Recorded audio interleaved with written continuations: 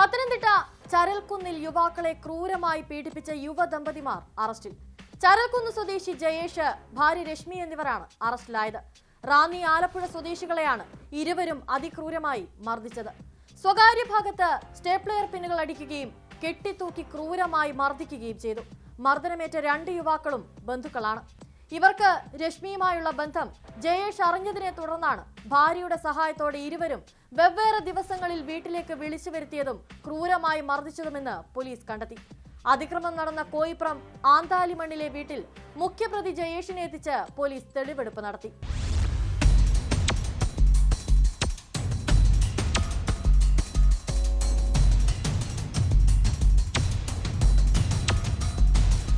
September 1 Alappuzha സ്വദേശിക്ക് മർദ്ദനമേറ്റത്.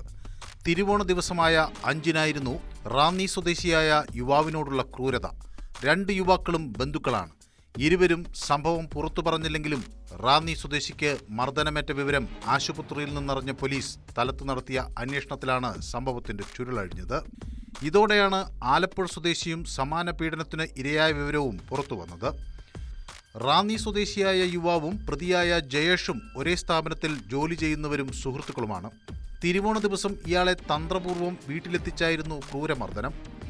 യുവാക്കൾക്ക് രശ്മിയുമായി വഴിവിട്ട ബന്ധമുണ്ടായിരുന്നുവെന്നും അതിന്റെ തുടർച്ചയായാണ് മർദ്ദനമുണ്ടായത് എന്നും പോലീസ് വ്യക്തമാക്കി.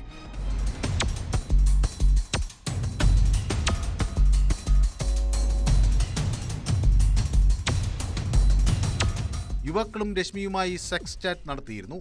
ഇത് ഭർത്താവ് ജയേഷ് കണ്ടെത്തിയതിനെ തുടർന്ന് വഴക്കുണ്ടായി. പിന്നീട് രശ്മിയും ജയേഷുമായുള്ള പ്രശ്നങ്ങൾ ഒത്തുതീർപ്പാക്കുകയും ചെയ്തു. പക്ഷേ യുവാക്കളോടുള്ള പക സൂക്ഷിച്ച ജയേഷ് രശ്മിയുടെ സഹായത്തോടെ അവരെ വിളിച്ചുവരുത്തി പീഡിപ്പിക്കുകയായിരുന്നു എന്നാണ് വിവരം. രശ്മി യുവാക്കളെ മർദ്ദിക്കാൻ സുമനസാലെ തയ്യാറായതാണോ അതോ ജയേഷിന്റെ സമ്മർദ്ദം മൂലം കൂട്ടുനിന്നതാണോ എന്നതിൽ വ്യക്തതയില്ല. രശ്മിയുമായുള്ള ചാറ്റുകളും ദൃശ്യങ്ങളും യുവാക്കളുടെ ഫോണിലുണ്ടെന്ന സംശയത്തിലാണ് പീഡനമെന്നും പോലീസ് കരുതുന്നു. ജയേഷിന്റെ ഫോണിലെ രഹസ്യ ഫോൾഡറിൽ മർദ്ദനത്തിന്റെ കൂടുതൽ ദൃശ്യങ്ങളും മറ്റു വിവരങ്ങളും ഉണ്ടോ എന്ന് പോലീസ് അന്വേഷിക്കുന്നു. പ്രതികളെ സംഭവ സ്ഥലത്തെത്തിച്ച് പോലീസ് തെളിവെടുത്തു.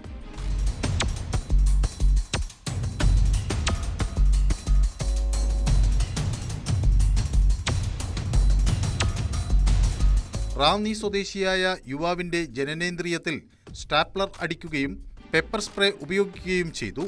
വീട്ടിലെ മുറിയിൽ തലകീഴായി കെട്ടിത്തൂക്കി ഇരുമ്പ് വടികൊണ്ടാണ് പ്രതികൾ ക്രൂരമായി മർദ്ദിച്ചത്. വീട്ടിൽ ചെന്നപ്പോൾ വല്ലാത്തൊരു അന്തരീക്ഷം. ജയേഷും വൈഫും മാത്രമേ ഉള്ളൂ. അവിടെ ചെന്ന് കയറി അവിടെ കുറച്ചു സംസാരിക്കാൻ നോക്കി. വീടെന്ന് പറയാൻ പറ്റത്തില്ല, വല്ലാത്തൊരു അന്തരീക്ഷമാണ് അവിടെ. സംസാരിച്ചുകൊണ്ടിരുന്നതിനിടയ്ക്ക് പെട്ടെന്ന് പെപ്പർ സ്പ്രേയും വേറെന്തോ കുട്ടിന്റെ മുഖത്തടിച്ച് കണ്ണ് തുറക്കാൻ പറ്റാത്ത അവസ്ഥയിൽ നല്ല തലയുറക്കം തോന്നുന്നുണ്ട്. ആ സമയത്ത് എന്നെ 2 പേരുടെ കൂടി കൈ കൂട്ടിക്കെട്ടി പ്ലാസ്റ്റിക് ഉപയോഗിച്ച് കൈയും കൂടെ കെട്ടിയിട്ട് ആദ്യം ഷാളിട്ടാണ് കിട്ടുന്നത്. ഇന്നൊരു കയറിട്ട് കെട്ടി ഞങ്ങളുടെ ഉത്തരത്തിലോട്ട് വലിച്ചു തൂക്കിയിട്ട് അതിന് മുന്നേ ജയേഷിനെ നല്ലതായിട്ട് മർദ്ദിച്ചിട്ടുണ്ട്. എനിക്ക് എഴുന്നേക്കാൻ പറ്റാത്ത അവസ്ഥയൊക്കെ വന്നു. അവിടെ കണ്ണിൽ പെത്രസ്പ്രേയാണ്, കണ്ടു തുറക്കാൻ പറ്റത്തില്ല. അതിന് വലിച്ചു തൂക്കിയിട്ട് കാലും കൂട്ടി കെട്ടിയിട്ട് തൂക്കി കെട്ടി നിർത്തിയേക്കുക. അതിന്റെ ശേഷം കമ്പിയടി ഏറ്റവും ഉപദ്രവിച്ച കമ്പിയടി വെച്ചിട്ടാണ്. നട്ടലിന് പൊട്ടൽ വരെ വന്ന, വാരിയിൽ നിന്നും പൊട്ടൽ വന്ന് ആ കമ്പിയടി ഉപയോഗിച്ചിട്ടാണ് അതുപോലെ അട്ടിച്ച അവസാനത്തിലാക്കി. രശ്മിയുമായി ലൈംഗിക ബന്ധത്തിൽ ഏർപ്പെടുത്തുന്നതായി അഭിനയിക്കാനും പ്രതികൾ നിർബന്ധിച്ചു. ഇത് മൊബൈലിൽ പ്രതികൾ പകർത്തുകയും ചെയ്തു. വിവരം പുറത്തു പറഞ്ഞാൽ കൊന്നുകളയുമെന്നും ഭീഷണിപ്പെടുത്തി. അതിനിടയ്ക്ക് ഇവര് സംസാരിക്കുന്നതൊക്കെ വേറെന്തോ ഒരു എന്തോ പൂജയോ കാര്യങ്ങൾ ഇവരുടെ പൂർവികരുമായിട്ട് കേട്ട് ഇവരുടെ പൂർവികരാണെന്ന് അങ്ങനെയൊക്കെ വിശ്വസിച്ചാണ് സംസാരിക്കുന്നത്. രശ്മി ഇങ്ങനെ തൊഴുതുകൊണ്ട് നിൽക്കുക, ഒരു വീഡിയോ എടുക്കുക. ഈ ചെയ്യുന്ന എല്ലാ രശ്മിയാണ് വീഡിയോ എടുക്കുന്നത്. പിന്നെ കാലിന് 5 വിരൽ മുട്ടുകൂലി, കാലിന് മുട്ട് പൊട്ടിച്ചിട്ട് ആ മുറിവിനകത്തോട്ട് പെപ്പർ സ്പ്രേ അടിച്ച് നിറയ്ക്കുക. പിന്നെ കാണിക്കാത്ത സ്റ്റാപ്ലർ, എന്റെ പെനിസ് വലിച്ചു പിടിച്ചിട്ട് രശ്മിയാണ് അതിൽ സ്റ്റാപ്ലർ അടിക്കുന്നത്. ജയേഷ് ഇങ്ങനെ വലിച്ചു പിടിച്ചു, രശ്മി ഇങ്ങനെ സ്റ്റാപ്ലർ അടിക്കുക. പുറത്ത് മൊത്തം സ്റ്റാപ്ലർ. അനുഭവിക്കാനൊന്നുമില്ല, ജീവനുണ്ടെന്ന് മാത്രമേ ഉള്ളൂ. ആ പരുവത്തിലാണ് എന്നെ കുടുംബന്റെ പാടത്തിനോടെ കൊണ്ട് ഉപേക്ഷിക്കുന്നത്. അവശനായ യുവാവിനെ പിന്നീട് തൊട്ടടുത്ത ജംഗ്ഷനിലെത്തിച്ച് ഉപേക്ഷിക്കുകയായിരുന്നു. ഓട്ടോറിക്ഷ തൊഴിലാളികളാണ് ഇയാളെ പിന്നീട് ആശുപത്രിയിൽ എത്തിച്ചത്. തുടർന്നുള്ള അന്വേഷണത്തിലാണ് പ്രതികളെ പോലീസ് പിടികൂടിയത്. മാനഹാനി ഭയന്നാണ് യുവാക്കൾ ആദ്യഘട്ടത്തിൽ മർദ്ദന വിവരം പുറത്തു പറയാതിരുന്നത്. മർദ്ദനത്തിന് മുൻപ് ആഭിചാരക്രിയ നടത്തിയെന്നും പുറത്തു പറഞ്ഞാൽ കൊന്നുകളയുമെന്ന് ഭീഷണിപ്പെടുത്തിയെന്നും ഇരയായ യുവാവ് പറഞ്ഞിരുന്നു. ഇതിൽ ആഭിചാരം നാടകമായിരുന്നുവെന്നും അന്വേഷണമുണ്ടായാൽ വഴിതിരിച്ചുവിടാനുള്ള ശ്രമമാണെന്നും പോലീസ് സംശയിക്കുന്നു. സൈക്കോ മനോഭാവമുള്ള വ്യക്തികളാണ് പ്രതികളെന്ന് പോലീസ് പറഞ്ഞു. സമാനമായ രീതിയിൽ ഇത്തരത്തിൽ ഏതെങ്കിലും ഹണി ട്രാപ്പ് ഇവർ നടത്തിയിട്ടുണ്ടോ എന്നും പോലീസ് അന്വേഷിച്ചു വരികയാണ്.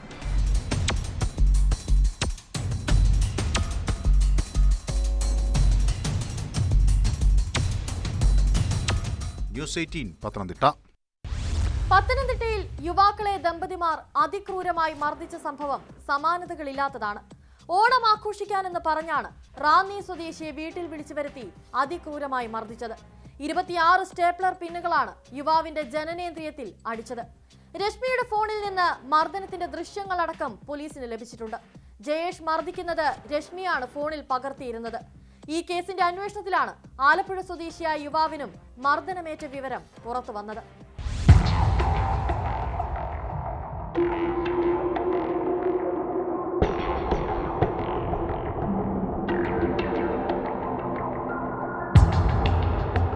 തിരുവോണ ദിവസമാണ് റാന്നി സ്വദേശിയായ യുവാവിനെ മുൻ സഹപ്രവർത്തകനായ ജയേഷ് ഫോണിൽ വിളിക്കുന്നത്.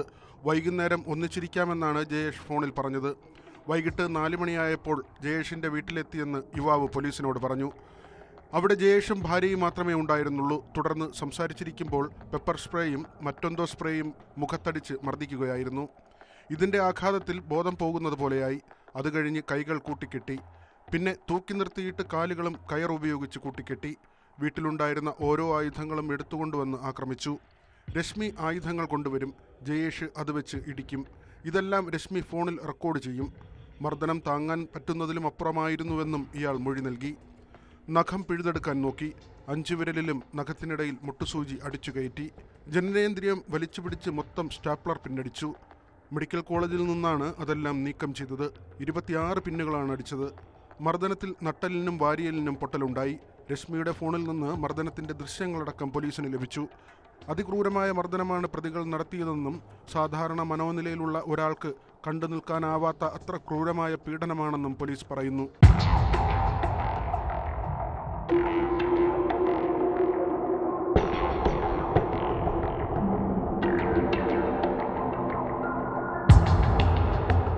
സംഭവത്തിൽ റിമാൻഡ് റിപ്പോർട്ടിലെ വിവരങ്ങളും പുറത്തുവന്നു. പരാതിക്കാരനായ റാന്നി സ്വദേശിക്ക് രശ്മിയുമായി അവിഹിതമുണ്ടായിരുന്നതായി ഭർത്താവ് ജയേഷ് സംശയിച്ചിരുന്നതായാണ് റിമാൻഡ് റിപ്പോർട്ടിൽ പറയുന്നത്. രശ്മിയുടെ ദൃശ്യങ്ങൾ യുവാവിന്റെ ഫോണിലുണ്ടെന്നും ജയേഷ് സംശയിച്ചു. ഈ സംശയത്തിന്റെ അടിസ്ഥാനത്തിലാണ് അതിക്രൂര പീഡനം നടത്തിയത്. ഇരുമ്പ് വടി കൊണ്ട് അടിക്കുകയും സൈക്കിൾ ചെയിൻ കയ്യിൽ ചുരുട്ടി നെഞ്ചിൽ ഇടിക്കുകയും ചെയ്തു. യുവാവ് അവശനായതിന് പിന്നാലെ സ്കൂട്ടറിന്റെ നടുവിലിരുത്തി കൊണ്ടുപോവുകയും ഇയാളെ റോഡിൽ ഉപേക്ഷിക്കുകയുമായിരുന്നു. മർദ്ദിച്ചതായി പറഞ്ഞാൽ കൊലപ്പെടുത്തുമെന്നും ഇവർ ഭീഷണിപ്പെടുത്തി. ഇതിനുശേഷം പോലീസിനോട് പറയേണ്ട കാര്യങ്ങളും ജയേഷ് യുവാവിനോട് വിശദീകരിച്ചു. യുവാവിന്റെ കാമുകിയുടെ ബന്ധുക്കൾ മർദ്ദിച്ചതായി പുറത്തു പറയണമെന്നാണ് ജയേഷ് പറഞ്ഞത്. ഇത്തരത്തിലുള്ള ഒരു മൊഴിയാണ് യുവാവ് ആദ്യം പോലീസിന് നൽകിയത്. എന്നാൽ വിശദമായ അന്വേഷണത്തിലൂടെ പോലീസ് ഈ കള്ളക്കഥ പൊളിക്കുകയായിരുന്നു. യുവാവിന്റെ കാമുകിയെ ജയേഷും രശ്മിയും നേരത്തെ കാണുകയും പോലീസ് വന്നാൽ ബന്ധുക്കൾ മർദ്ദിച്ചതായി പറയണമെന്ന് പറയുകയും ചെയ്തു. ഇതാണ് ദമ്പതിമാരെ കുരുക്കാൻ വഴിയൊരുക്കിയതെന്നാണ് വിവരം.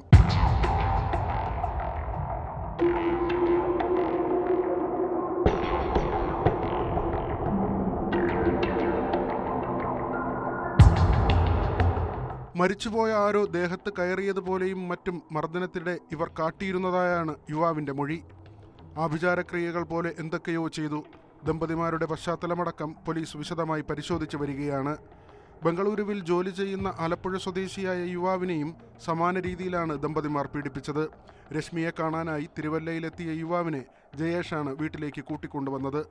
മർദ്ദനത്തിൽ യുവാവിന്റെ ഒരു കണ്ണിന്റെ കാഴ്ച ഭാഗികമായി നഷ്ടപ്പെട്ടതായും പറയുന്നു.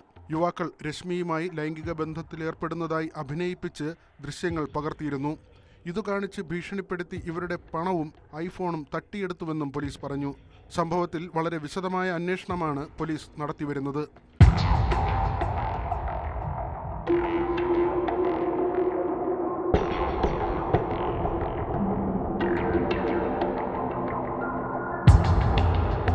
ന്യൂസ് 18 പത്തനംതിട്ട. യുവാക്കളെ ദമ്പതിമാർ വീട്ടിലെത്തിച്ച് ക്രൂരമായി മർദ്ദിച്ച സംഭവത്തിന്റെ ഞെട്ടലിലാണ് പത്തനംതിട്ട കോയിപ്ര മാന്താലിമൺ നിവാസികൾ. വീട്ടിൽ നടന്ന സംഭവങ്ങളൊന്നും സമീപവാസികൾ പോലും അറിഞ്ഞിരുന്നില്ല. ജയേഷിന്റെയും രശ്മിയുടെയും ജീവിതം അടിമുടി ദുരൂഹമെന്നാണ് നാട്ടുകാർ ചിലർ പറയുന്നത്. ഇരുവരും ആരുമായും കാര്യമായി സഹകരിക്കാറില്ലായിരുന്നു.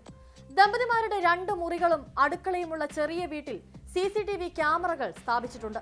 തെളിവെടുപ്പിനെത്തിച്ചപ്പോഴും ജയേഷിന് യാതൊരു കൂസലുമില്ലായിരുന്നു. ഇനി നാട്ടിൽ ഇത്തരമൊരു സംഭവം ആവർത്തിക്കരുതെന്നാണ് പ്രദേശവാസികളുടെ ആവശ്യം.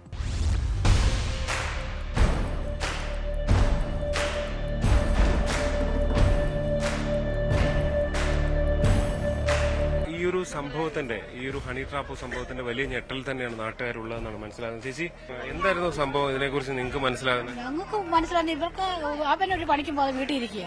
അവനെ ഒരു പണിക്ക് തന്നെ പോകാറില്ല. ഈ പെണ്ണും ഒരിടത്ത് കേറ്ററിംഗിന്റെ പണിക്കൊക്കെ പോയായിരുന്നു ആ വീട് വളർന്നുകൊണ്ടില്ല. ഇവര് കുറച്ച് നാളുകളായിട്ട് ഇവനെ ഒരു മൊബൈൽ പിടിച്ച് കിടക്കുക, അവന്റെ സ്ഥിരം പരിപാടി. അല്ല ഒരു ജോലിക്ക് പോകത്തില്ല. പട്ടിണിയോട് പട്ടിണിയാണ് പെണ്ണ് കിടക്കുന്നത്. 2 കൊച്ചു പിള്ളേരാണ് ഉള്ളത്. ഇവനെ കഴിഞ്ഞ ഒരു ദിവസം ഇവളെ ഒരുപാട് ഉപദ്രവിച്ചു. ഞാൻ വീട്ടിൽ കടയിൽ വന്നപ്പോൾ ചോദിച്ചു എന്തിനാ ഉപദ്രവിച്ചിട്ടുണ്ട്, അവളെ എന്ത് ചെയ്താൽ പറയുന്നില്ല. അവനെ പേടിച്ചാ എന്ത് ചെയ്താൽ അവൾ പറയത്തില്ല. അതുകൊണ്ട് ചേച്ചി ഉപദ്രവിച്ചില്ല, ഞാൻ വീണാന്ന് അവൾ പറഞ്ഞേക്കുന്നത്. പക്ഷെ അവൻ അടിച്ചതാണ്. അടിച്ചെന്ന് പറഞ്ഞാൽ കുഞ്ഞുങ്ങൾ എന്നോട് പറഞ്ഞു. കടയിൽ വന്നപ്പോൾ പിള്ളേർ പറഞ്ഞു ഞങ്ങളുടെ അമ്മ, ഞാൻ ചോദിച്ചു എന്നെ മക്കളെ സ്കൂളിൽ പോഞ്ഞേ, അപ്പം ഞങ്ങളുടെ അച്ചാച്ചി ഞങ്ങളുടെ അമ്മയെ അടിച്ചു, വയ്യാതെ കിടക്കുക. അപ്പം ഞാൻ എന്നെ വന്ന് ഒരു നെൽകൃഷി മേടിച്ചിടുമ്പോൾ എല്ലാം പറഞ്ഞു അത് കടിക്കാനാന്ന് പറഞ്ഞു. അത് മേടിച്ചിട്ടും പോയി. ഈ പിള്ളേർ മാത്രം പറഞ്ഞു ഞാൻ അറിഞ്ഞ് അടിച്ചത്. പിറ്റേ ദിവസം ഞാൻ അവൻ കടയിൽ വന്നപ്പോൾ ഞാൻ ചോദിച്ചു എന്തിനാണ് അവളെ അടിച്ചെന്ന് ചോദിച്ചപ്പോൾ പറഞ്ഞു ഞങ്ങളുടെ വീട്ടിൽ അങ്ങനെ പലതും നടക്കും, നിങ്ങൾക്ക് കൈകാര്യം ചെയ്യേണ്ട കാര്യമില്ല, നിങ്ങൾ നിങ്ങളുടെ കാര്യം നോക്കിയാൽ എന്ന് പറഞ്ഞു. ഞാൻ പറഞ്ഞു ഇനി അടിയോ പിടിയോ അവിടെ ഉണ്ടായെന്ന് ഞങ്ങൾ ആരും പറഞ്ഞു, കുട്ടികൾ പറഞ്ഞറിഞ്ഞാൽ ഞാൻ അറിയിക്കേണ്ടവരെ അറിയിക്കും. എനിക്ക് നിന്റെ പരാതി ഒന്നും എനിക്ക് വരേണ്ട ആവശ്യമില്ല, പക്ഷേ ഞങ്ങൾ അറിയിക്കുമെന്ന് പറഞ്ഞു. നിങ്ങൾ എന്താണെന്ന് വെച്ചാൽ ചെയ്തെന്ന് പറഞ്ഞു പോയി. പിന്നെ വേറെ കാര്യങ്ങളൊന്നും. പിന്നെ ഞാൻ അവൾ വന്നപ്പോൾ അവളോട് ചോദിച്ചപ്പോൾ അവൾ പറഞ്ഞു വീണ തേച്ചി അടിച്ചില്ലെന്ന് പറഞ്ഞു, പേടിച്ചാന്ന് തോന്നുന്നു എന്ന് പറഞ്ഞ് ഞാൻ ഒഴിഞ്ഞു.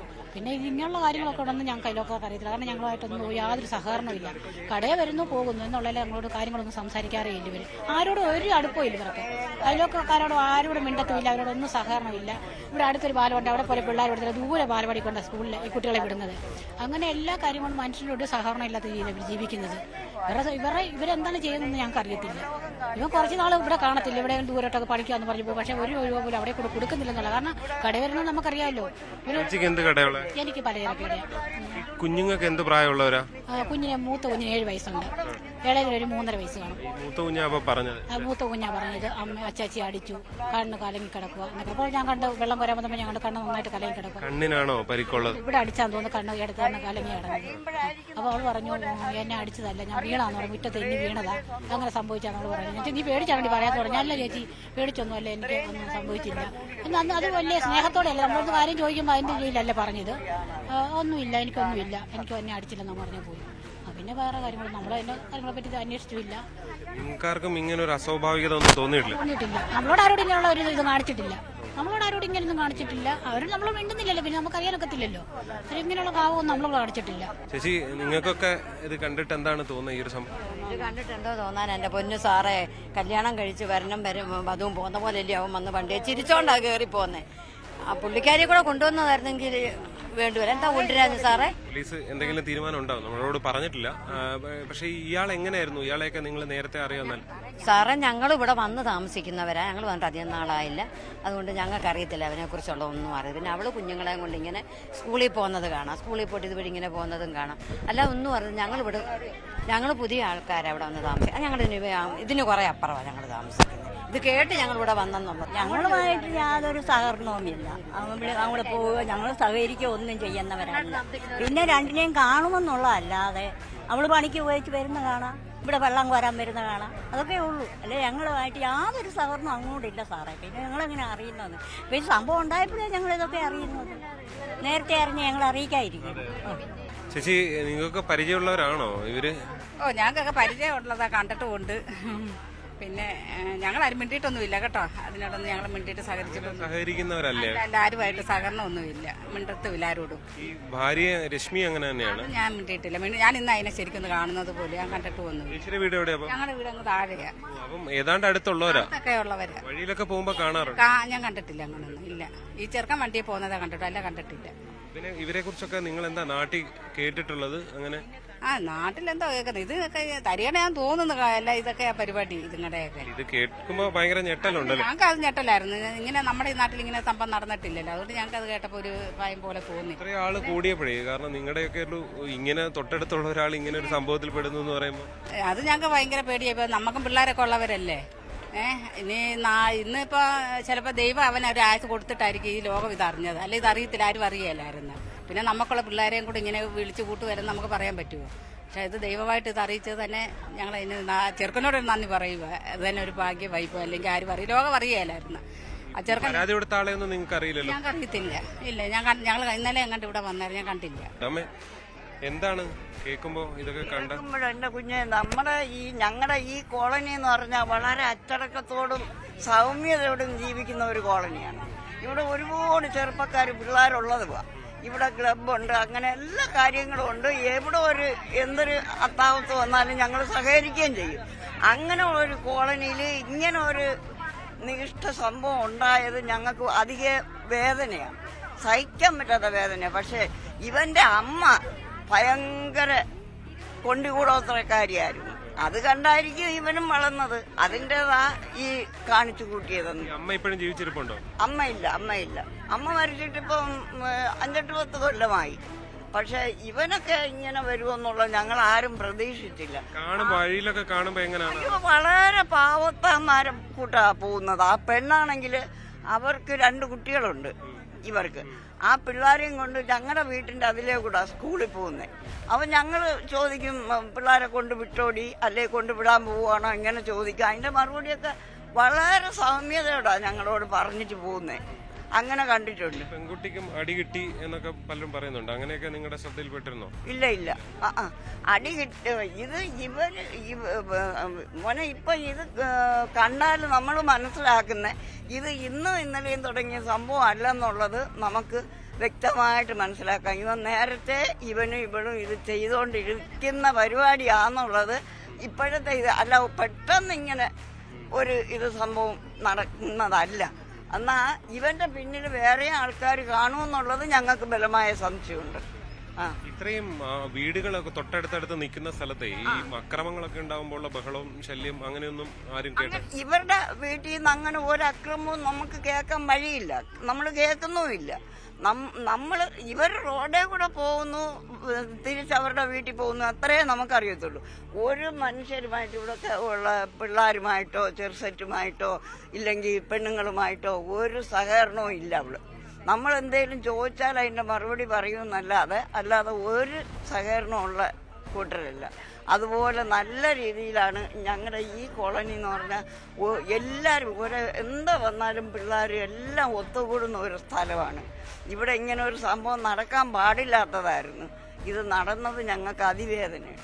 ഒരു ഞെട്ടലുണ്ടാവും അല്ലെ? കാരണം ഈ പ്രദേശത്ത് നിങ്ങളൊക്കെ കാണുന്ന ഒരാളുടെ അടുത്തു നിന്ന് ഇങ്ങനെ ഒരു വലിയ വാർത്ത, കേരളമാകെ ഞെട്ടുന്ന ഒരു വാർത്ത വരുമ്പോ അതിന്റെ ഒരു വലിയ ഞെട്ടലുണ്ടല്ലോ. ഭയങ്കര ഞെട്ടല.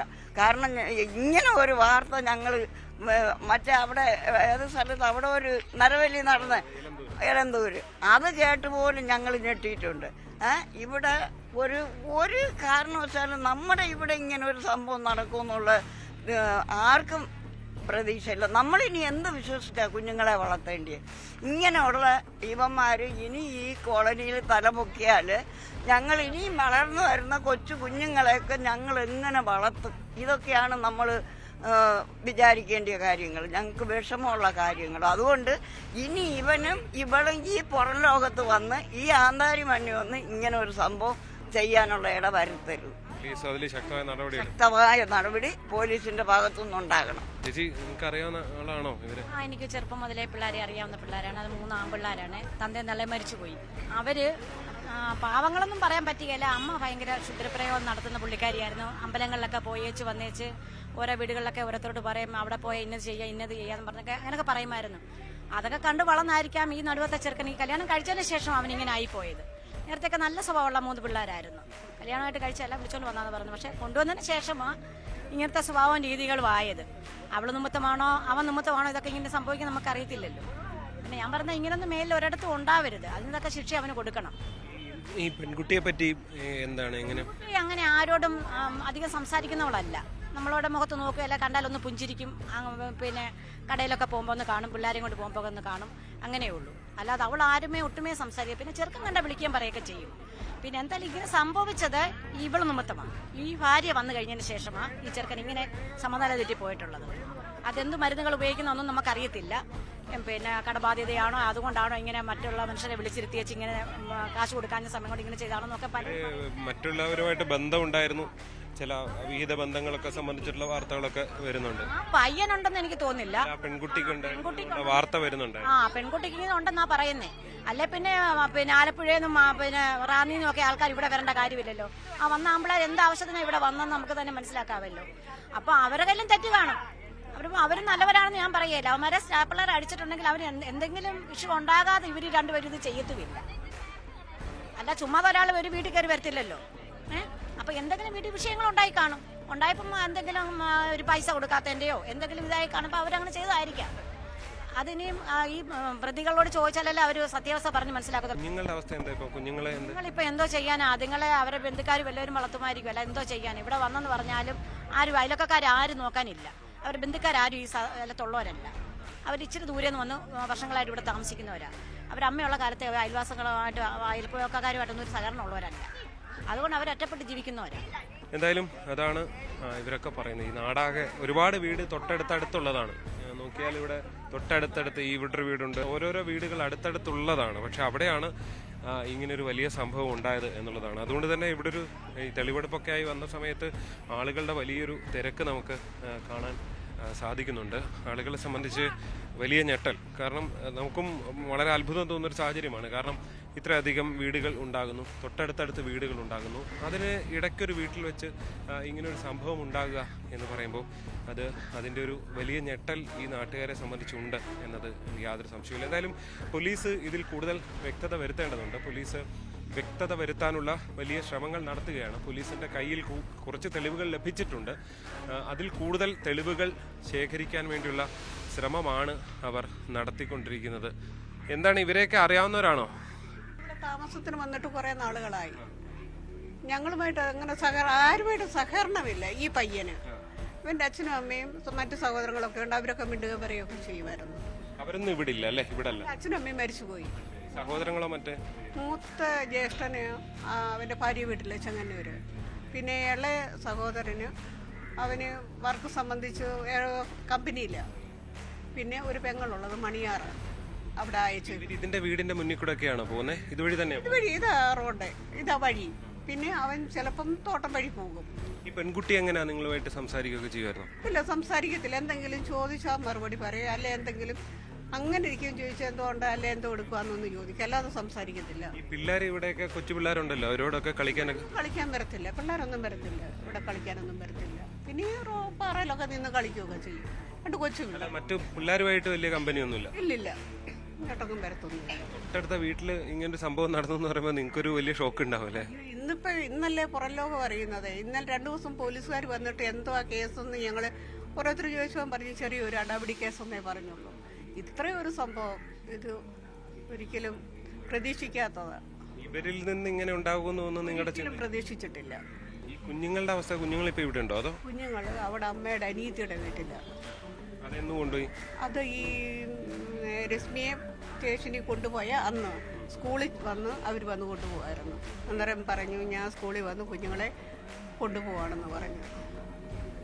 തരത്തിലുള്ള കുഞ്ഞുങ്ങളുടെ അവസ്ഥ ഭയങ്കര അവസ്ഥ പരിതാപകരമാണ്. രശ്മിക്ക് ഒരുപാട് അടിയൊക്കെ കിട്ടിയിട്ടുണ്ട്, ചില പാടുകളൊക്കെ ഉണ്ടായിരുന്നു എന്നൊക്കെ ഈ ഒരു കടയിലെ ഒരു ചേച്ചി പറയുന്നുണ്ടായിരുന്നു. അത് നിങ്ങളുടെ വല്ലതും ശ്രദ്ധയിൽപ്പെട്ടില്ല? ഇല്ലില്ല, ആ ഒരു എന്തോ പ്രശ്നമുണ്ടെന്ന് ഇങ്ങനെ പറയുന്നത് കേട്ടു. ഇപ്പം സഹകരണം ഉണ്ടെങ്കിലല്ലേ ഇപ്പൊ ചോദിക്കാനൊക്കുള്ളൂ. ബഹളങ്ങളൊന്നും കേട്ടിരുന്നല്ലോ? ഇല്ല, കേൾക്കത്തില്ല. ഞങ്ങൾക്ക് ഇതൊരു പൊക്കം, അതൊരു കുഴിയാ.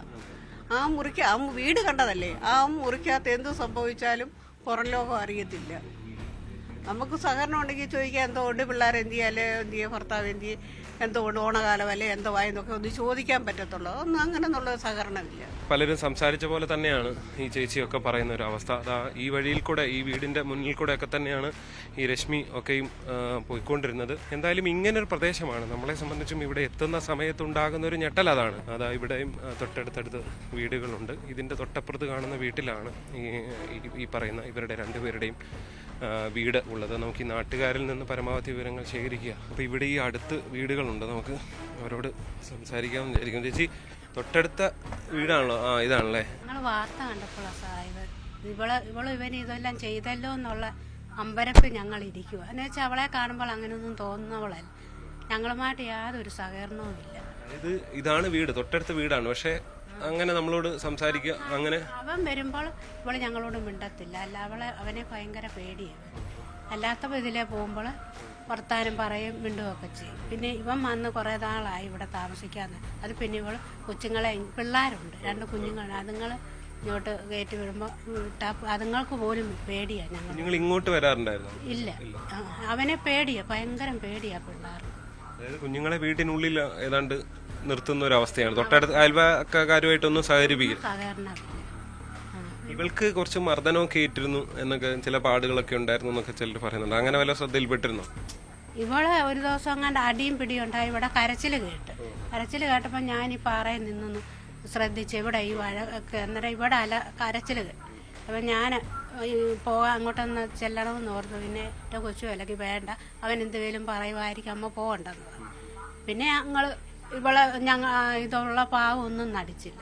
ഇവളിങ്ങനെ നടന്നത് എന്നെ അടിച്ചു പിടിച്ചു എന്നുള്ള ഒരു കാര്യവും ഞങ്ങൾ പറഞ്ഞിട്ടുമില്ല. ഞങ്ങളെ അതിൽ പിന്നെ ഞങ്ങളോട് സഹകരിച്ചിട്ടുമില്ല, മിണ്ടിയിട്ടുമില്ല. ആ അടി കഴിഞ്ഞാൽ പിന്നെ ഞങ്ങളോട് മിണ്ടിയിട്ടില്ല.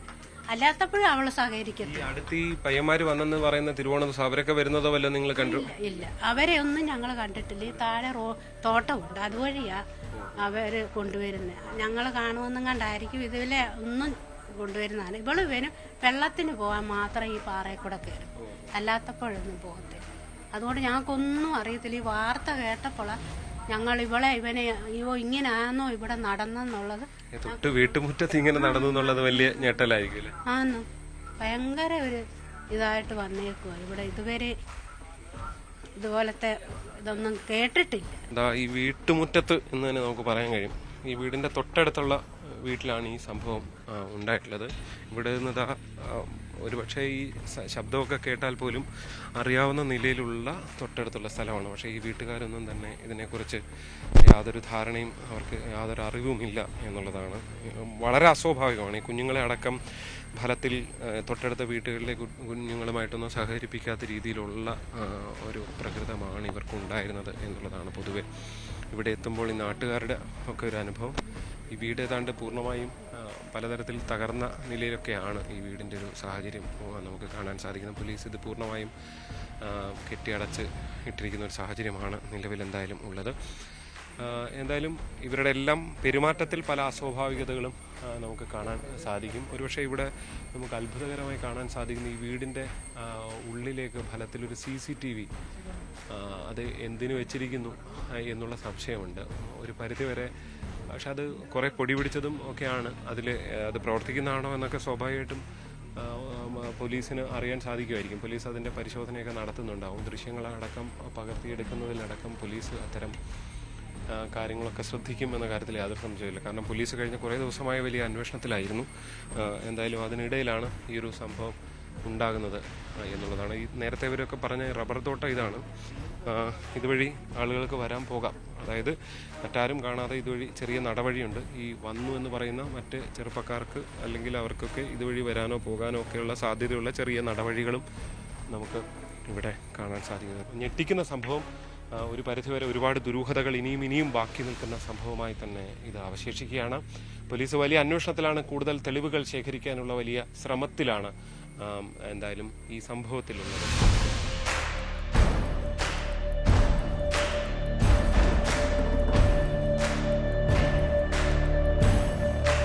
KP ധനേഷിനൊപ്പം G ശ്രീജിത്ത്, ന്യൂസ് 18 പത്തനംതിട്ട. തിരുവനന്തപുരം പാലോട് മുത്തച്ഛനെ ചെറുമകൻ കുത്തി കൊലപ്പെടുത്തി. ക്ഷേത്ര പൂജാരിയായ ഇടിഞ്ഞാർ സ്വദേശി രാജേന്ദ്രൻ കാണിയാണ് കൊല്ലപ്പെട്ടത്. ചെറുമകനായ സന്ദീപിനെ പോലീസ് കസ്റ്റഡിയിലെടുത്തു. മദ്യലഹരിയിലായിരുന്നു കൊലപാതകം.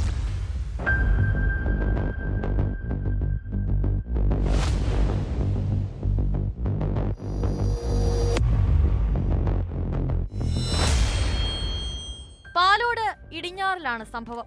ക്ഷേത്രപൂജാരിയായ മയിലാടുംകുന്നിൽ രാജേന്ദ്രൻ കാണിയാണ് കൊല്ലപ്പെട്ടത്. രാജേന്ദ്രൻ കാണിയുടെ മകളുടെ മകനാണ് സന്ദീപ്. രാജേന്ദ്രൻ കാണിയുടെ ഭാര്യ 1 വർഷത്തിനു മുൻപ് പാലോട് ടൗണിൽ വെച്ച് വാഹനാപകടത്തിൽ മരിച്ചിരുന്നു. അതിന്റെ നഷ്ടപരിഹാരം രാജേന്ദ്രൻ കാണിക്ക് നൽകാൻ കോടതി വിധിച്ചിരുന്നു. ഈ പണത്തിനായി സന്ദീപ് മുത്തച്ഛനെ ശല്യപ്പെടുത്താറുണ്ടായിരുന്നു. ഇയാളുടെ വീട്ടിലായിരുന്നു രാജേന്ദ്രൻ കാണി നേരത്തെ താമസിച്ചിരുന്നത്. പണത്തിനായി ശല്യം തുടർന്നതോടെ രാജേന്ദ്രൻ കാണി ഇടിഞ്ഞാറുള്ള ഒരു കടമുറിയിലേക്ക് താമസം മാറ്റി. ഇവിടെ വന്നും സന്ദീപ് ശല്യം തുടർന്നു. വൈകിട്ട് മദ്യപിച്ചിവിടെ എത്തിയ സന്ദീപ് മുത്തച്ഛനുമായി വാക്കേറ്റമുണ്ടാവുകയും കയ്യിൽ കരുതിയിരുന്ന കത്തിയെടുത്ത് കുത്തുകയുമായിരുന്നു.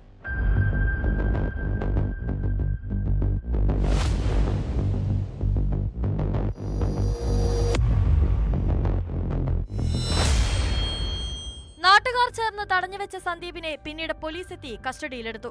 രാജേന്ദ്രൻ കാണി ആശുപത്രിയിൽ എത്തിച്ചെങ്കിലും ജീവൻ രക്ഷിക്കാനായില്ല. സന്ദീപ് പാലോട് സ്റ്റേഷനിലെ റൌഡി ലിസ്റ്റിൽപ്പെട്ട ആളാണ്. മദ്യലഹരിയിലായിരുന്നു കൊലപാതകം. മൃതദേഹം പാലോടുള്ള സ്വകാര്യ ആശുപത്രി മോർച്ചറിയിൽ സൂക്ഷിച്ചിട്ടുണ്ട്. സന്ദീപിനെ പോലീസ് വിശദമായി ചോദ്യം ചെയ്തു വരികയാണ്.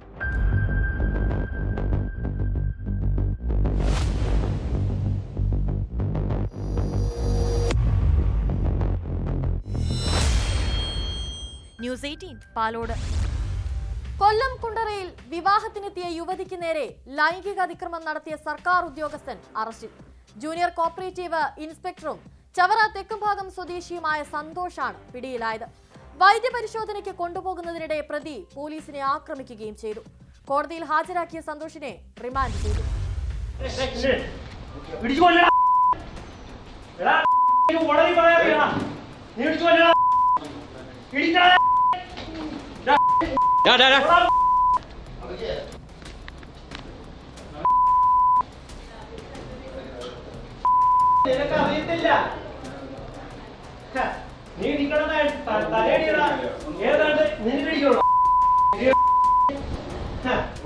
മെഡിക്കൽ പരിശോധനയ്ക്കായി ആശുപത്രിയിലെത്തിച്ച പ്രതി പോലീസിനെ ആക്രമിക്കുന്ന ദൃശ്യങ്ങളാണിത്. പ്രതിയുടെ ആക്രമണത്തിൽ 2 പോലീസുകാർക്ക് പരിക്കേറ്റു. ഇത് നീ വീഡിയോ ആക്കണോടാ. നിനക്കൊക്കെ പൊതുജനങ്ങൾക്കിടയിൽ എന്തെങ്കിലും അന്തസ്സുണ്ടോ? നീയൊക്കെ സ്വന്തമായിട്ട് ഒന്ന് ചിന്തിച്ചു. നിനക്കൊക്കെ പൊതുജനങ്ങൾക്കിടയിൽ എന്തെങ്കിലും ഒരു വില ഉണ്ടോടാ? കല്യാണത്തിന് വന്ന സ്ത്രീയെ കയറി പിടിക്കുന്നതല്ലടാ. നിനക്കേ ഒരു അന്തസ്സുണ്ടോ?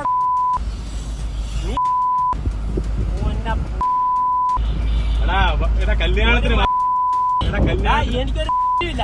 ജോലി പോയാലും കല്യാണത്തിന് വന്ന സ്ത്രീകളെ നിന്നെ പോലുള്ള അന്തസ്സില്ല ഈ വകുപ്പിനെ നശിപ്പിക്കുന്നേ അറിയാവോ? ഓ ആയിക്കോട്ടെ, ആയിക്കോട്ടെടാ. നിനക്ക് നല്ല അന്തസ്സുണ്ടല്ലോ. കല്യാണത്തിന് വന്ന സ്ത്രീയെ കയറി കല്യാണത്തിന് വന്ന സ്ത്രീ പറയുന്നതും കേട്ട് കല്യാണത്തിന് വന്ന സ്ത്രീകളെ പിടിക്കാൻ കൊള്ളണം. എന്തുവാ ഏതെങ്കിലും പറയുന്ന നിന്റെയൊക്കെ കൂട്ടുകാളികൾ പറയുന്ന കേട്ട് നീയൊക്കെ ഞെരുവരി കൊള്ളണം. അതിനുവേണ്ടിയാ നിന്റെ വകുപ്പ്. അറിയാവോ? നിനക്കറിയാവോ അത്? ഇളമ്പള്ളൂർ ഗുരുദേവ ഓഡിറ്റോറിയത്തിൽ നടന്ന വിവാഹ ചടങ്ങിൽ പങ്കെടുക്കാൻ എത്തിയതായിരുന്നു സന്തോഷ്. കുടുംബവുമായി എത്തിയ യുവതിയോട് സന്തോഷ് ലൈംഗിക ചേഷ്ടകൾ കാണിക്കുകയും ശല്യപ്പെടുത്തുകയുമായിരുന്നു. ഓഡിറ്റോറിയത്തിന് മുൻവശത്തെ റോഡിൽ നിന്ന യുവതിയെ പിന്തുടർന്നെത്തി ഇയാൾ കടന്നു പിടിക്കുകയായിരുന്നു എന്നാണ് എഫ്ഐആറിൽ പറയുന്നത്. പരാതിക്കാരിയുടെ ഭർത്താവിനെ പ്രതി അസഭ്യം വിളിച്ചതായും പരാതിയിൽ പറയുന്നു. വിവരമറിഞ്ഞ് സ്ഥലത്തെത്തിയ കുണ്ടറ പോലീസ് പ്രതിയെ പിടികൂടിയപ്പോഴാണ് ഇയാൾ പോലീസിന് നേരെ അസഭ്യവർഷം നടത്തുകയും ആക്രമിക്കുകയും ചെയ്തത്. നീ ഇതിനു മുമ്പ് എന്തോ ചെയ്തോണ്ടിരുന്നയാ?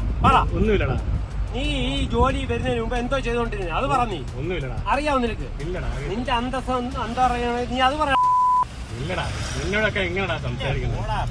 കണ്ട സ്ത്രീ കല്യാണത്തിന് വരുന്ന സ്ത്രീകളെ കയറി പിടിക്കുന്നവൻ നിന്നെ എന്തോ പറയുന്നതാണ്. സ്ത്രീത്വത്തെ അപമാനിക്കൽ, പോലീസിന്റെ കൃത്യനിർവഹണം തടസ്സപ്പെടുത്തൽ തുടങ്ങിയ ജാമ്യമില്ലാ വകുപ്പുകൾ ചുമത്തിയാണ് പോലീസ് കേസെടുത്തിരിക്കുന്നത്. കോടതിയിൽ ഹാജരാക്കിയ പ്രതിയെ റിമാൻഡ് ചെയ്തു. നിനക്ക് അന്തസ്സുണ്ടെങ്കിൽ അത് അന്വേഷിച്ച് കണ്ടുപിടിക്കടാ. പറ്റോ നിനക്ക്? ഇല്ലടാ. പറ്റോ നിനക്ക്? ഇല്ലടാ. എങ്കിൽ നീ പോയി മിണ്ടാ വീട്ടിൽ പോയിരുന്ന്. ഓ ശരിയാ. ന്യൂസ് 18 കൊട്ടാരക്കര. പാലക്കാട് പോക്സോ കേസിൽ ടാറ്റു ആർട്ടിസ്റ്റ് അറസ്റ്റിൽ. 14-കാരിയുടെ നഗ്നചിത്രങ്ങൾ പ്രചരിപ്പിച്ചെന്ന പരാതിയിലാണ് കൊല്ലം സ്വദേശി ബിബിൻ പാലക്കാട് ടൗൺ പോലീസിന്റെ പിടിയിലായത്. സ്നാപ്ചാറ്റ് വഴിയാണ് ഇയാൾ പെൺകുട്ടിയുടെ നഗ്നചിത്രങ്ങൾ പ്രചരിപ്പിച്ചതെന്നാണ് വിവരം. കോഴിക്കോട് തേഞ്ഞിപ്പാലം പോലീസ് സ്റ്റേഷനിൽ രജിസ്റ്റർ ചെയ്ത സമാന കേസിൽ ഇയാൾ ജയിൽ ശിക്ഷ അനുഭവിച്ചിട്ടുണ്ട്.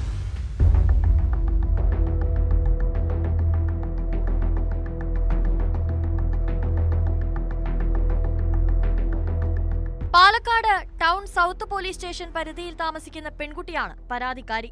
കൊല്ലം സ്വദേശി ബിബിനാണ് കേസിൽ അറസ്റ്റിലായത്. പെൺകുട്ടിയെ സോഷ്യൽ മീഡിയയിലൂടെ പരിചയപ്പെട്ട് നഗ്ന വീഡിയോകളും മറ്റും കൈക്കലാക്കുകയും ഇത് പ്രചരിപ്പിക്കുകയും പിന്നീട് ഭീഷണിപ്പെടുത്തുകയുമായിരുന്നു. പെൺകുട്ടിയുടെ നഗ്നചിത്രങ്ങൾ അയച്ചുകൊടുത്ത് നിരവധി പേരിൽ നിന്നും ഇയാൾ പണം വാങ്ങിയെന്നും പോലീസ് കണ്ടെത്തിയിട്ടുണ്ട്.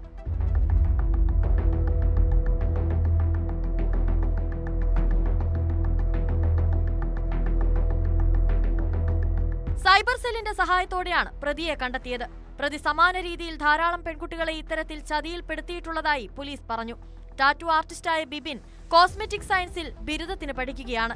ജില്ലാ പോലീസ് മേധാവിയുടെ നിർദ്ദേശപ്രകാരം Palakkad SP Rajesh Kumar, south CI Vipin Kumar, SIമാരായ ഹേമലത V, സുനിൽ M, ASIമാരായ ബിജു, നവോജ്, പോലീസ് ഉദ്യോഗസ്ഥരായ രജീത്, മഹേഷ് എന്നിവർ ഉൾപ്പെട്ട സംഘമാണ് അന്വേഷണം നടത്തിയത്. കോഴിക്കോട് തേഞ്ഞിപ്പാലം പോലീസ് സ്റ്റേഷനിൽ രജിസ്റ്റർ ചെയ്ത സമാന കേസിൽ ഇയാൾ ജയിൽ ശിക്ഷ അനുഭവിച്ചിട്ടുണ്ട്.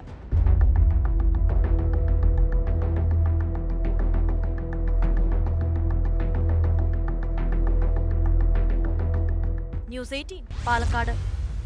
സാധാരണക്കാർ ചെയ്യുന്ന ചെറിയ കുറ്റങ്ങൾക്ക് പോലും അതിരൂക്ഷമായി പ്രതികരിക്കുന്നവരാണ് പോലീസ് ഉദ്യോഗസ്ഥർ.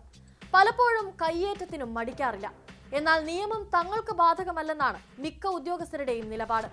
തിരുവനന്തപുരം കിളിമാനൂരിൽ അപകടമുണ്ടാക്കിയ കാർ നിർത്താതെ പോയതിനാൽ റോഡിൽ കിടന്ന് ചോര വാർന്നു മരിച്ചത് ഒരു കുടുംബത്തിന്റെ ആശ്രയമായിരുന്ന മനുഷ്യനാണ്. ഈ കാർ ഓടിച്ചിരുന്നത് പാറശാല SHO അനിൽകുമാറാണെന്ന് സ്ഥിരീകരിച്ചു. ടോൾ പ്ലാസയിലെ CCTV ദൃശ്യങ്ങളിൽ നിന്നാണ് പോലീസ് ഇക്കാര്യം സ്ഥിരീകരിച്ചത്. അനിൽകുമാറിനെതിരെ ഉടൻ നടപടിയുണ്ടാകും. കഴിഞ്ഞ ഞായറാഴ്ച ഉണ്ടായ അപകടത്തിൽ കാൽനട യാത്രക്കാരനായ കിളിമാനൂർ സ്വദേശി രാജനാണ് മരിച്ചത്.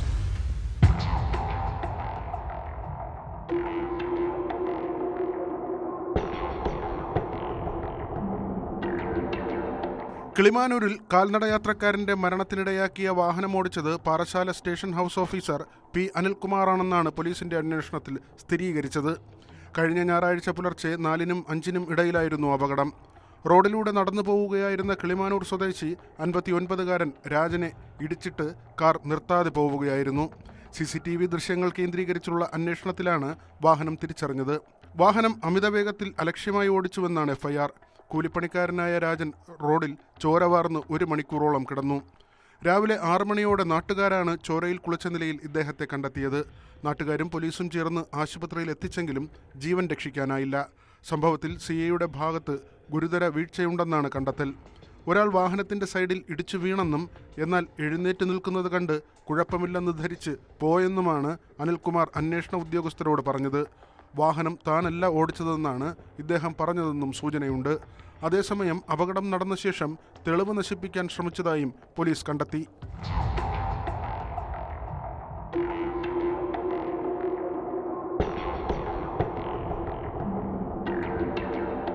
ഞായറാഴ്ച മേലുദ്യോഗസ്ഥരുടെ അനുമതിയില്ലാതെയാണ് പാറശാല സ്റ്റേഷൻ വിട്ട് അനിൽകുമാർ തട്ടത്തുമലയിലെ വീട്ടിൽ പോയത്. അനുമതിയില്ലാതെ പോയതുകൊണ്ടാണ് അപകടമുണ്ടായിട്ടും നിർത്താതെ പോയതെന്നാണ് വിവരം. അപകടമുണ്ടാക്കിയ കാർ പോലീസ് കസ്റ്റഡിയിലെടുത്തു. അപകടശേഷം കാർ സ്വകാര്യ വർക്ക്ഷോപ്പിൽ കൊണ്ടുപോയി അറ്റകുറ്റപ്പണി നടത്തി തെളിവ് നശിപ്പിച്ചുവെന്നാണ് അന്വേഷണത്തിൽ കണ്ടെത്തിയത്. അപകടത്തിന് പിന്നാലെ ബംഗളൂരുവിൽ കേസ് അന്വേഷണത്തിനായി പോയ അനിൽകുമാർ ഇതുവരെ പാറശാല സ്റ്റേഷനിൽ ജോലിക്കെത്തിയിട്ടില്ല. കിളിമാനൂർ പോലീസ് സ്റ്റേഷന് സമീപമാണ് അപകടമുണ്ടായത്. അപകടം നടന്ന സ്ഥലത്തെ CCTV ദൃശ്യങ്ങളിൽ കാറിന്റെ നമ്പർ വ്യക്തമായിരുന്നില്ല. തുടർന്ന് തിരുവല്ലം ടോൾ പ്ലാസയിലെ CCTV ദൃശ്യങ്ങളിൽ നിന്നാണ് CIയുടെ വാഹനമാണെന്ന് തിരിച്ചറിഞ്ഞത്.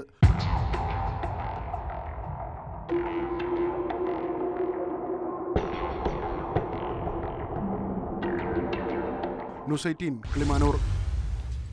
ഇടുക്കിയിൽ വീണ്ടും നിക്ഷേപ തട്ടിപ്പ്. മൂന്നാറിൽ പ്രവർത്തിച്ചിരുന്ന സ്വകാര്യ സ്ഥാപനത്തിനെതിരെ പരാതിയുമായി നിക്ഷേപക രംഗത്തെത്തി. 1.5 ലക്ഷം രൂപ തട്ടിയെടുത്തതായാണ് വീട്ടമ്മയുടെ പരാതി. സംഭവത്തിൽ പോലീസ് അന്വേഷണം ആരംഭിച്ചിട്ടുണ്ട്.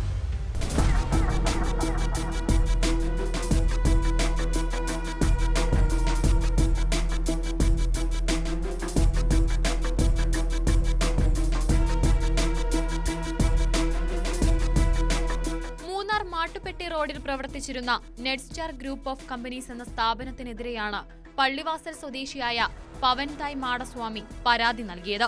അർബുദ രോഗബാധിതയാണിവർ. 1 വർഷം മുൻപ് 2 ഏജന്റുമാർ മുഖേന പവൻതായ് സ്ഥാപനത്തിൽ 50,000 രൂപ നിക്ഷേപിച്ചിരുന്നു. ഉയർന്ന പലിശയാണ് വാഗ്ദാനം ചെയ്തത്. നിക്ഷേപ കാലാവധി കഴിഞ്ഞതോടെ പണം തിരികെയെടുക്കാൻ ചെന്നപ്പോഴാണ് സ്ഥാപനം പൂട്ടിപ്പോയതായി ഇവർ മനസ്സിലാക്കിയത്. 2 தவணையா நான் போட்டேன். ஒரு தவணை எடுக்கும்போது அங்க பிரச்சனை நடந்துச்சு. அப்புறம் 2யும் க்ளோஸ் பண்ணிடுடான்னு, இல்லம்மா கிடக்கட்டும், ஒரு 4-5 மாசம் இருக்கு, உங்களுக்கு வட்டியோட வாங்கிக்கோங்கம்மா அப்படின்னு. நாங்க சாவியெல்லாம் கொடுக்க மாட்டோம், இந்த எல்லாம் ஐரஞ்சுக்குள்ள பொருள் போட்டு எல்லாமே வாங்கி வச்சிருக்கோம் ஆளுகளுக்குள்ளதெல்லாம், அதனால நீங்க பயப்பட வேண்டாமான்னு சொல்லி அந்த பிள்ளைங்க 2 பிள்ளைகளும் சொன்னாங்க. அதை நம்பி நான் போட்டு போயிட்டேன். இப்போ நான் காலாவதி முடிஞ்சு வந்து பார்க்கும்போது இங்கே எல்லாம் அடைச்சு கிடக்குது. பேங்க் என்னன்னு கேட்டால் இந்த பிள்ளைங்க வேற பேங்க்ல போய் குத்த வச்சுக்கிட்டு உட்காந்துக்கிட்டு இருக்காங்க. அப்போ என் காசு எனக்கு வேணும் இல்லை. அப்போ நான் யார்கிட்ட கேட்கறது? ഇവങ്ങൾட்ட കൊടുത്തവങ്ങൾட்ட തന്നെ വാങ്ങാൻ முடியும். 2 മാസത്തിലധികമായി സ്ഥാപനം പ്രവർത്തിക്കുന്നില്ല. മൂന്നാറിലെ തോട്ടം മേഖലയിലെ സാധാരണക്കാർ അടക്കം നിരവധി പേർ സമാന തട്ടിപ്പിന് ഇരയായിട്ടുണ്ട്. സംഭവത്തിൽ പവൻതായ് മൂന്നാർ പോലീസിൽ പരാതി നൽകി.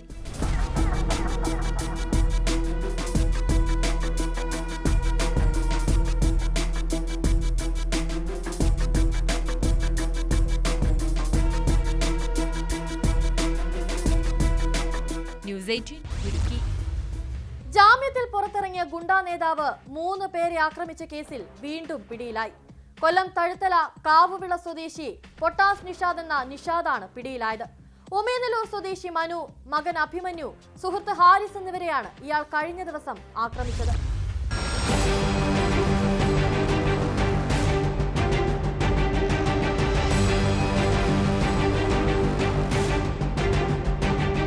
പോലീസിന് വിവരം നൽകിയെന്നാരോപിച്ചായിരുന്നു വീട് കയറിയുള്ള പ്രതിയുടെ ആക്രമണം. മനുവിനെ കഴുത്തുഞ്ഞിരിച്ച് കൊലപ്പെടുത്താൻ ശ്രമിക്കുകയും തടയാനെത്തിയ അഭിമന്യുവിനെയും ഹാരിസിനെയും തലയ്ക്കടിക്കുകയും ചെയ്തു. മൂവരും ആശുപത്രിയിൽ ചികിത്സയിലാണ്. 20ഓളം ക്രിമിനൽ കേസുകളിൽ പ്രതിയായ നിഷാദ് കഴിഞ്ഞ മാസം കാപ്പ കേസിൽ അറസ്റ്റിലായിരുന്നുവെങ്കിലും ഹൈക്കോടതി ജാമ്യത്തിൽ പുറത്തിറങ്ങിയിരുന്നു. പുറത്തുവന്ന ഉടൻ തന്നെ വീണ്ടും ആക്രമണത്തിലേർപ്പെടുകയായിരുന്നു.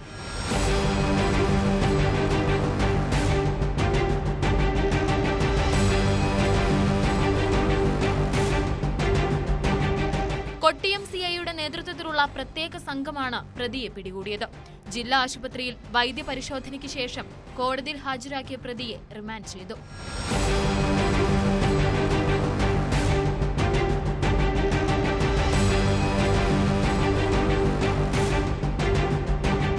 ന്യൂസ് 18 കൊട്ടാരക്കര. പാലക്കാട് ചാലിശ്ശേരി നരിമടയിൽ വാടക വീട്ടിൽ ലഹരിമരുന്ന് വ്യാപാരം നടത്തിയ കേസിൽ മുഖ്യപ്രതി പിടിയിൽ. വടക്കേക്കാട് സ്വദേശി ജാസിറാണ് വയനാട് നിന്ന് ചാലിശ്ശേരി പോലീസിന്റെ പിടിയിലായത്. ഇതേ കേസിൽ പരുതൂർ മുക്കിലപ്പീടിക സ്വദേശി ഷറഫുദ്ദീൻ, ചാലിശ്ശേരി സ്വദേശി നിയാസ് എന്നിവർ മുൻപ് പിടിയിലായിരുന്നു.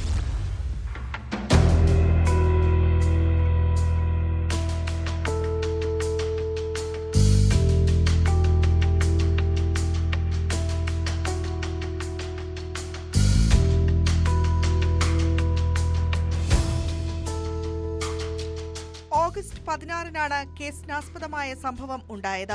ചാലിശ്ശേരി നരിമട എന്ന സ്ഥലത്ത് വീട് വാടകയ്ക്കെടുത്ത് ലഹരിമരുന്ന് വ്യാപാരം നടക്കുന്നുണ്ടെന്ന വിവരത്തെ തുടർന്നാണ് ചാലിശ്ശേരി പോലീസും ഡാൻസ് ഓഫ് സംഘവും പരിശോധന നടത്തിയത്. ഇവിടെ നിന്ന് 70 ഗ്രാം MDMA-യും 3750 പാക്കറ്റ് നിരോധിത പുകയില ഉൽപ്പന്നങ്ങളും പിടികൂടി. സംഭവത്തിൽ അന്ന് പരുതൂർ മുക്കിലപ്പീടിക സ്വദേശി ഷറഫുദ്ദീൻ, ചാലിശ്ശേരി സ്വദേശി നിയാസ് എന്നിവരെ പോലീസ് അറസ്റ്റ് ചെയ്തിരുന്നു.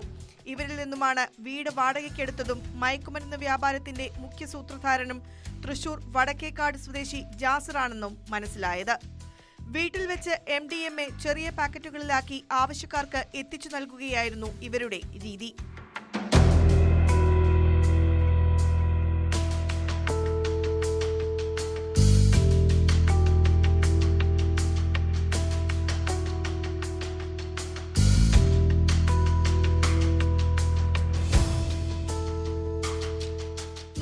ഒരു കേസിൽ ജാസിറിന്റെ ബാങ്ക് അക്കൗണ്ട് മരവിപ്പിച്ചിരുന്നു.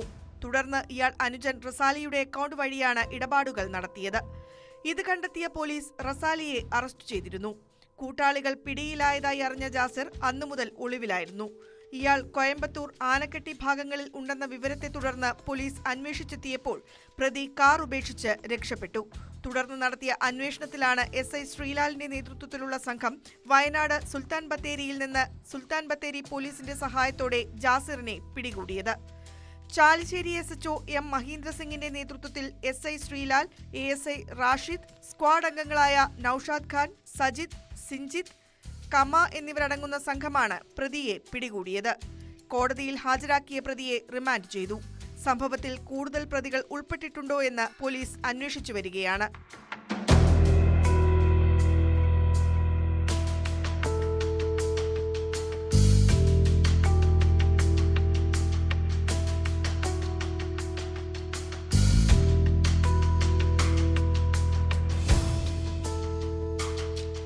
ന്യൂസ് 18 പട്ടാമ്പി.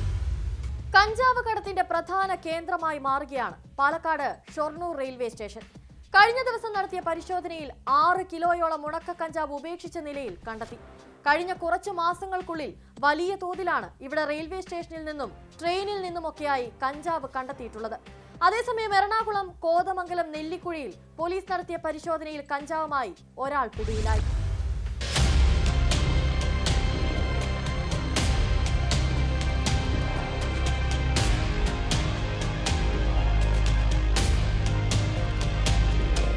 ഇതര സംസ്ഥാനങ്ങളിൽ നിന്നും കേരളത്തിലേക്ക് കഞ്ചാവ് കടത്തിക്കൊണ്ടുവരുന്ന പ്രധാന കേന്ദ്രങ്ങളിലൊന്നാണ് Shoranur railway station.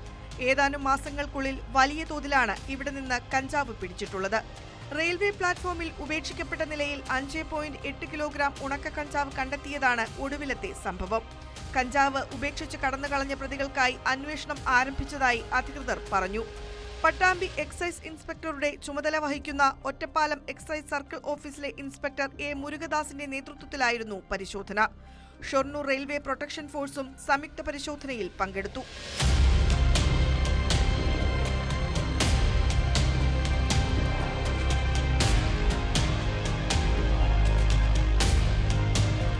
Kothamangalam നെല്ലിക്കുഴിയിൽ Kothamangalam police നടത്തിയ പരിശോധനയിൽ കഞ്ചാവുമായി ഒരാൾ പിടിയിലായി. അസം സ്വദേശി ഫോജൽ അഹമ്മദാണ് പിടിയിലായത്. ഇയാളിൽ നിന്ന് 1.25 കിലോയോളം കഞ്ചാവ് പിടിച്ചെടുത്തു. രാത്രി പോലീസ് പട്രോളിംഗ് നടത്തുന്നതിനിടയിൽ സഞ്ചിയുമായി കണ്ട പ്രതിയെ സംശയം തോന്നി പരിശോധിച്ചപ്പോഴാണ് കഞ്ചാവ് കണ്ടെത്തിയത്. SI-മാരായ ആൽബിൻ സണ്ണി, ശശി, ASI മനാഫ്, SCPO അൻസാർ, അജ്മൽ എന്നിവരടങ്ങിയ സംഘമാണ് പ്രതിയെ പിടികൂടിയത്.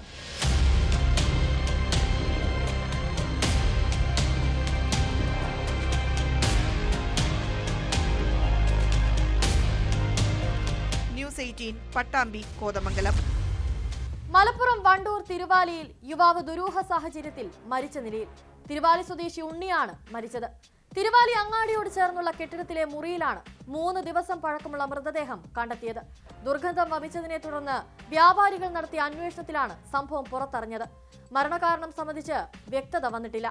സംഭവത്തിൽ പോലീസ് അന്വേഷണം ഊർജിതമാക്കിയിട്ടുണ്ട്. പോസ്റ്റ്മോർട്ടം റിപ്പോർട്ട് ലഭിച്ചാൽ മാത്രമേ കൂടുതൽ വിവരങ്ങൾ അറിയാൻ സാധിക്കൂവെന്ന് പോലീസ് പറഞ്ഞു. ഇതോടെ ഇന്നത്തെ പോലീസ് പട്രോൾ പൂർണ്ണമാവുകയാണ്. നമസ്കാരം.